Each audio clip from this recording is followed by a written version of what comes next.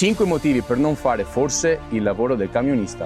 Numero 1. Le attese. Aspettare 2 o 3 ore per caricare, a volte magari anche per un solo bancale, con altri clienti da fare e le ore contate. Numero 2. Pericolo per la strada. Ogni giorno rischiamo la vita, non tanto per colpa nostra, ma per chi guida pensando che un camion si muova come una macchina. Numero 3. Gli imprevisti. In questo lavoro puoi programmare quello che vuoi, tanto poi succede qualcosa. Saltano piani, ritardi, contrattempi e se hai una famiglia è davvero dura. Numero 4. Lo stipendio. Se trovi l'azienda giusta, ok, ma all'inizio spesso, non avendo esperienza, fai fatica a farti assumere e se ti prendono spesso rischi di essere sfruttato. Serve tempo e fortuna per trovare il posto giusto. Numero 5. Mancanza di rispetto. In questo lavoro il rispetto manca da tutte le parti, colleghi, automobilisti, tutti.